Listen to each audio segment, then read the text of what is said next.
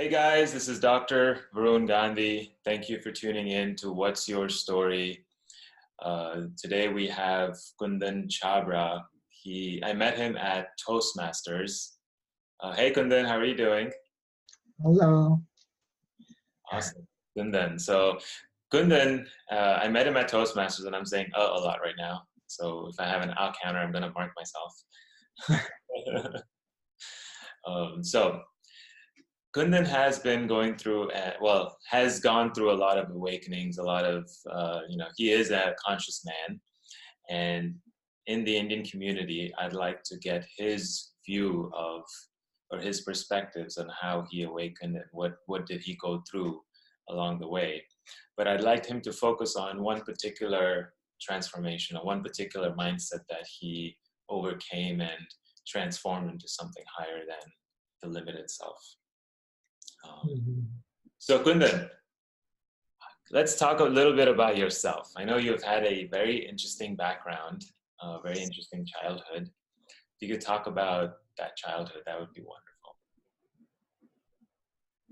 Yeah, we can start from childhood. In fact, we can start from the the day I was born, and because that's uh, at least for me, that's significant, and it determines my entire life, the way it was set out. And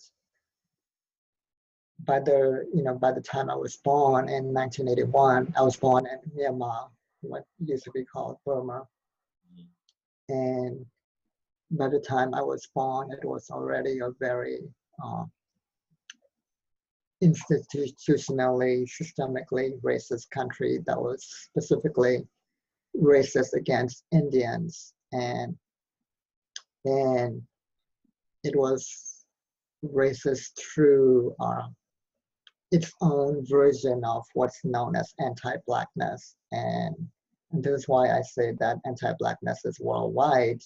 It's, of course, in the United States, it's specifically against African Americans. So there is a difference. There are there are very few, pretty much none African Americans and Africans in Burma. Can you So define what that anti-blackness means? That's a very interesting term. yeah, and even people of color like us, it's not limited to white people. We also have our own version of internalized anti-blackness, and it's and this is where we get into things like, at least in the United States, like light skin privilege, right? But in Burma, I didn't even have light skin privilege because, as far as they were concerned, I was black. Even though I'm brown skinned, it basically is a prejudice against anybody that's darker skinned, and is favoring anybody that's lighter skinned or white skinned.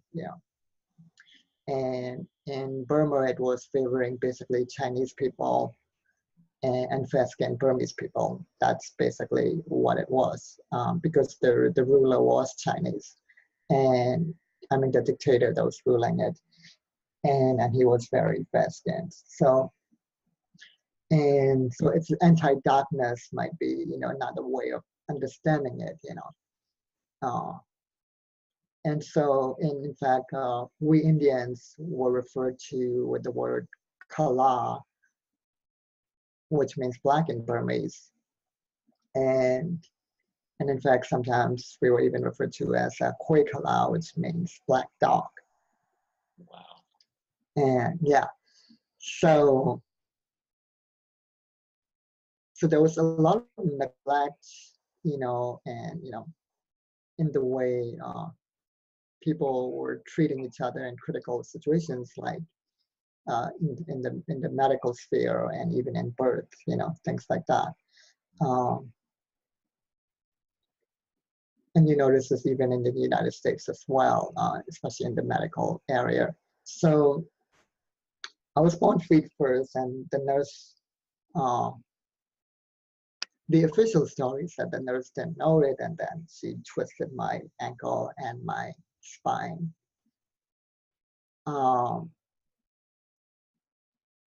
What I'm gathering is now that I look deeper into it, is that that whole systemic racism, anti-blackness had something to do with the way she behaved in a neglectful way. It's because as far as she was concerned, I was the son of a black dog. Now my mom was pretty fair-skinned, but my dad's pretty dark, and they're both Indian anyways. So yeah. Right from day one, you had racism. Right. Yeah, and then that meant that I was shorter. My growth was stunted, so I was shorter than usual. I had breathing problems until I was 13, and then I needed a second operation. I had an operation when I was 4, and then a second operation when I was 13 to fix the breathing problems, which got fixed.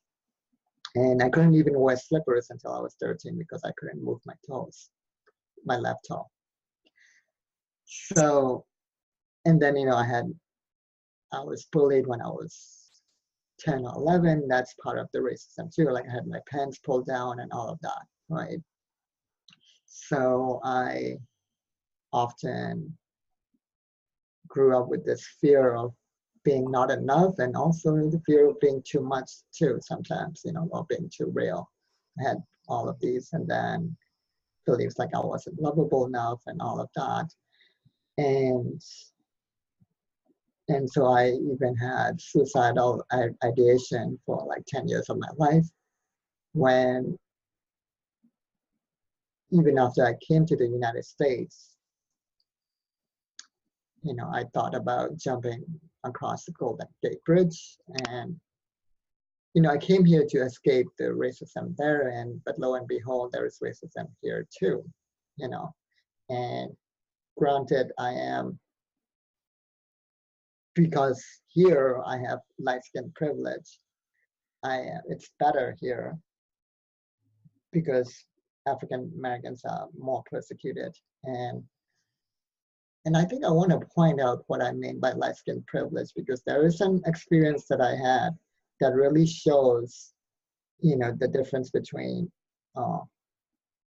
light skin privilege and white privilege, So we all know about, how Black people here have, the cops called on them all the time for stupid reasons or frivolous reasons, and the cops always end up shooting them, killing them, all of that, or they get stopped for no reason.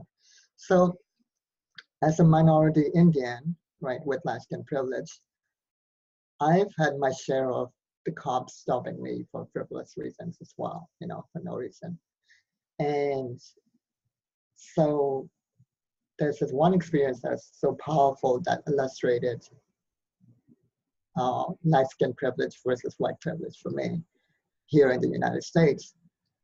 I was just walking in the park, minding my own business, right? And then this cop car, drives into the park, over the grass, and then called out to me from behind. And then I looked at them and they asked me, "What are you doing?" And I was so mad, right? But so I just looked at them and I said, "What am I doing? I'm walking." And then I turned around, I turned my back and just kept walking. And so this is light skin privilege, because the very fact that I was stopped in the first place is because I'm not white. So I don't have white privilege.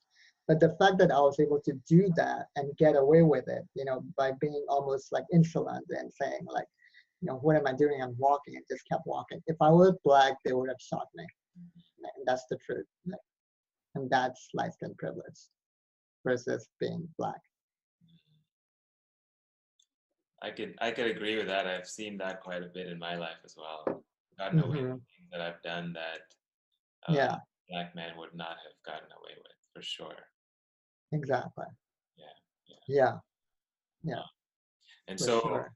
all of that has happened in your growing up, and that has affected your mindset in a lot of ways. But then you've transcended that. You have found out some of these limitations, some of these blockages in your mind, like basically boundaries that you've placed for yourself. So what was that process like for you? What was that self-awareness, introspection process for you? Was there one particular technique that helped, or something that you did? Yeah, this time around, I want to go even deeper and broader than what we went last time when we did, because when I really dive deep into it,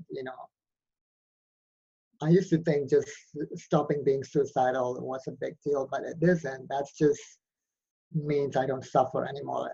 And that's a very low bar, And this is why I came up with my model of the 3 stages of spiritual evolution. But really, the number one thing that has, I feel like, really liberated me and brought me back into my own power is me discovering, the 4 types of anger and realizing that anger is, besides sexual energy, which we won't get into this time, but anger is like one of the top 2 things that I've discovered that's actually the most powerful key to our awakening and our liberation and our empowerment. That's simultaneously the most demonized. So it's not surprising that the most powerful thing in the world is also the most demonized thing in the world. And waking up to these 4 types, especially the 4th type, and fully embodying it, because there's a difference between intellectually knowing it and fully embodying it, has been the number one thing that has really brought me to a level of fulfillment and empowerment and just feeling safe, and is what this 4th type of anger did for me.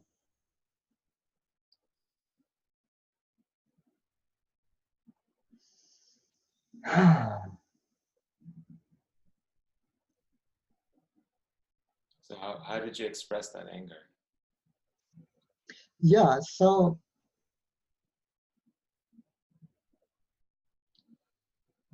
let's get into these 4 types, and I have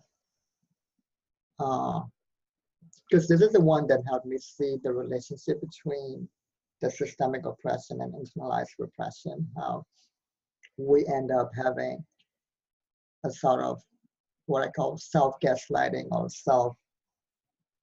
Stockholm Syndrome, when we try to adapt to a system that's messed up or fucked up in the first place, So, there's a beautiful cartoon that I saw recently where,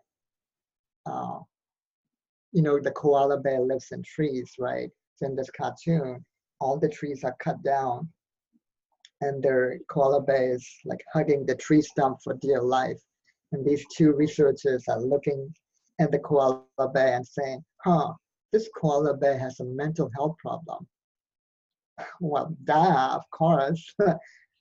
You cut down his trees, you destroyed his entire environment, So, and so this is what anger really does. It points out to these things. That's the real purpose of anger. Even the first type of anger, which I documented, which is the only thing that might be even remotely considered unhealthy, which is the anger that happens when your childhood wounding or your subconscious limiting beliefs are being triggered, like, you're not good enough or you're not lovable enough, and it's anger for often very trivial reasons, and this is where the New Age term projection and things like that comes from as well. So, for example, I used to get really mad if I send a text to somebody and I don't get a response back the same day, and I would really get mad at this person and go like, this person's a jerk and all of that. And when in reality, it was that it felt like it was validating what I believed about myself anyway, which was that I had this belief that I'm not respected, or that I don't deserve to be respected. And that was kind of being confirmed for me, right? Uh, so so yeah, but even that anger is useful because it tells you what your beliefs are, so you can release them, and then even those beliefs actually come from systemic oppression, because there were times in my life when I was disrespected, and I still am, right, because of systemic oppression. So, and then, which brings me to the second type of anger, which is anger from boundary violations, right? Like if I punch you in the face, of course you'll get angry, right? It's anger that tells you that a boundary has been violated and it needs to be restored, And a boundary violation is not just physical; it can be emotional, and sexual, and even financial. Like you loan somebody some money and this person never gives you the money back. That's financial boundary violation, right? So then the third type of anger is what I call anger from your deepest virtue, known as your heart virtue, your deepest value that you were born for and even willing to die for. When that gets violated, you feel this rage. They're telling you that what you value the most in the world, the thing that's most beautiful to you, has been violated and it needs to be restored in the world. So, for example, my deepest virtues are awakening, divinity, and sovereignty, and especially the sovereignty part, right? So one time I saw these two cops just pull a woman off the bus without asking anyone any questions, you know, even though everybody on the bus knew that this woman did nothing wrong, and everybody was immediately yelling, no, but they just didn't listen to anybody. So they were, you know, violating all three, divinity, awakening, and sovereignty, because they were not coming from their awakening. They were acting like robots from their programming, right? And then they were violating her sovereignty, right? And so of course my rage just shut up, and so I asked myself, actually at that time I needed help. I called a friend of mine and said, she knows about my model. So I said, this rage is coming up. How do I, restore this virtue into the world? So she just suggested that I call the local police department of that city, Newport Page, and that night I called them and I made a citizen report about what really happened, and told them, hey, this is what happened. This woman did nothing wrong, and it turns out they didn't arrest her, and they arrested the other guy who was the one that did something wrong. In fact, he already had a prior arrest warrant too, apparently. Oh, okay. So yeah, in that case, there's a happy ending to this story, but it's not always the case, right? Again, because of systemic oppression. So yeah, so that's how I restored what I value the most into the world. And so this is a good point, because it's not always about your own personal development. There are times when you actually need to be socially conscious and actually do something in the world. It's not just about you. And that is like my biggest breakthrough, by realizing that, and so it's not just about my own beliefs always. It's always about you are in relationship with the world all the time, and that's a good segue into the fourth type of anger, right? And I discovered this fourth type 2 years ago in my research interviews, but I knew it intellectually because of my research interviews, but I didn't even fully feel it in my body until really maybe 8 months ago, I think, and because it had been repressed. It's the most repressed type of anger. It had been repressed for over 10 years, and I had a memory really awaken. And to me, and I love that this interview is story-based, because this story, I think, this moment, this has been my biggest breakthrough. It's, I, about 10, maybe even 12, 15 years ago, I was taking a class in A Course in Miracles. And this is where, internalized racism comes into play and all of this. So I was taking this Course in Miracles class and at Unity of Tustin, and I was in the bathroom of this class, and this white man basically committed sexual assault against me by suddenly, taking his penis out, and he started masturbating in front of me. Wow. Yeah. And I was so scared and so shocked, I didn't even know what to say. And then he asked me, do you like this? And I said, I don't know. And then he asked me, are you comfortable? I said, no, no. And then he asked me, do you want me to leave? And I said, yeah, yes. And then he left, but then he came back and did it again. And it was a really weird situation. And so I didn't come to that class again for several weeks. And keep in mind that Course in Miracles is it's one of those New Age gaslighting, bypassing books that teach that, oh, we're all one and it's all an illusion and all of these things. And there are no victims and all of these things, right? And I'm bringing that up because all of this is playing out into the next part of the story and combining it with internalized racism, So I called up the white woman who was facilitating that class a few weeks later, and I told her what happened, Now, what I should have done maybe that I should have just gone straight to the top, right? But I was naive at the time, and maybe I should even have called the police. But anyways, I just told her and I reported it. And she showed empathy. And then she said, I'll talk to him next week, so come next week. Now, and that itself is a red flag that I was so naive at the time, I didn't see it. What she should have done was, let's make a police report. Let's, call the cops about this. But instead, she decided to talk to him. So I went to the class the next week, and in the middle of the class, when he walked away to go to the bathroom again, she suddenly stopped her class and stood up and said, I'll be right back, and followed him out. And I didn't know what happened. So after the class, I asked her, hey, what happened?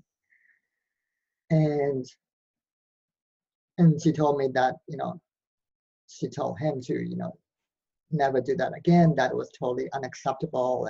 And, okay, so I said, and what did he say in response to that? And he apparently laughed it off and said it was just a joke. Yeah. And I just looked at her and I was silent, and I didn't say anything, but by the look on my face, she knew that I wasn't really pleased with this result.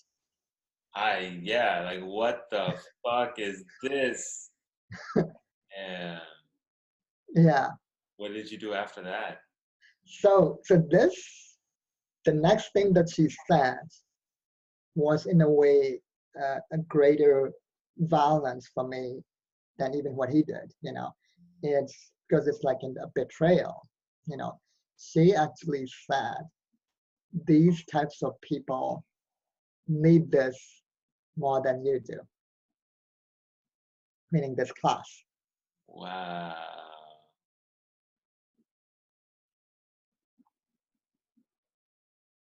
Damn. So she just is like, yeah, just let it go, basically. Yeah, and that's racism. I didn't see it at the time because I was naive. Because if I was a white woman or even a white man, she would never have said that.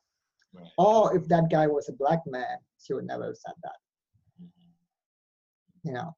That's racism. And Unity of Tustin to this day is full of mostly white people. And I've been learning more and more recently that in any space where there are very few people of color, you can be guaranteed that violence against them is happening in some way, that racism is happening. And so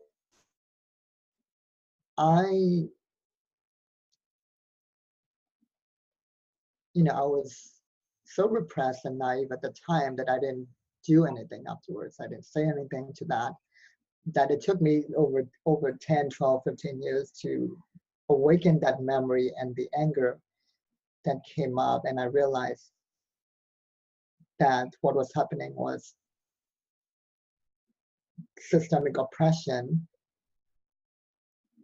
became internalized repression, and it made me feel like, oh, I wasn't worthy enough, because basically what she was saying was the perpetrator needs this class more than the victim, basically, is what she's saying. That somehow this class, because it's so spiritual and so good, will save him and heal him and help him. And so if he's like that, he needs it because you're already good. That's the type of bullshit that she believes in. And so I woke up to that anger last year, and I was like, oh my God, this is really fucked up. Like, that was fucked up. And waking up to that, and this is happening because of her internalized racism that she's not working on, this systemic oppression, which made her have this internalized racism, which then harmed me. Because as far as I'm concerned, she harmed me even more than he did. Yeah, by her neglect. Yeah. And that's when I woke up to that, just like all the people that I did research interviews with, like,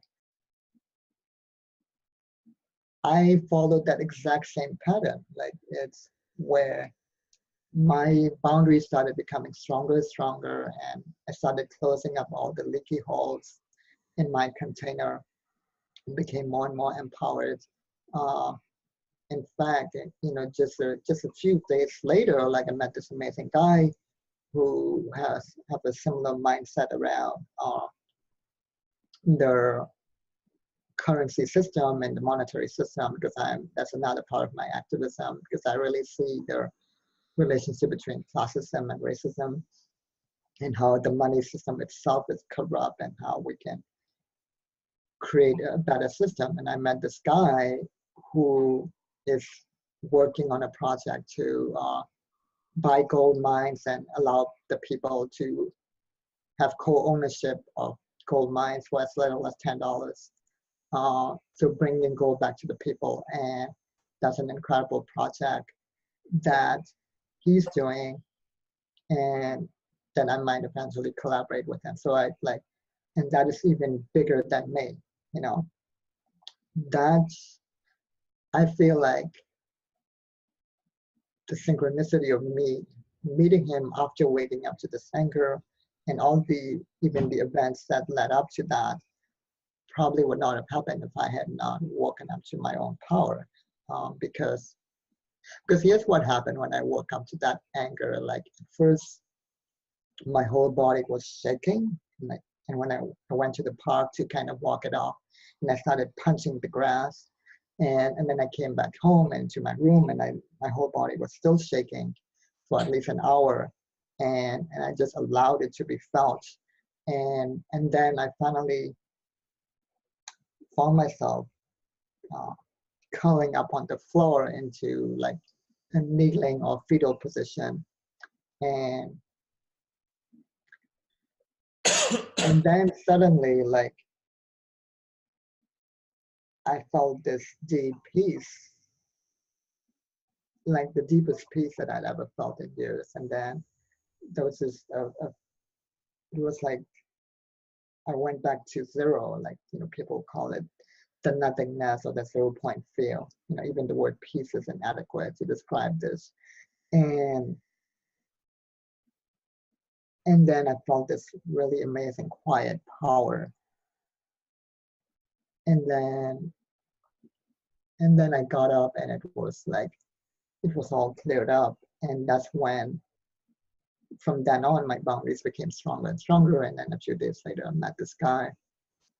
And yeah, and that itself is, and now I know, like, my role and my mission is to really, even beyond the coaching and healing that I do, is to, besides empowering other people with crazy impossible dreams, I have my own crazy impossible dream of changing the global currency system, you know.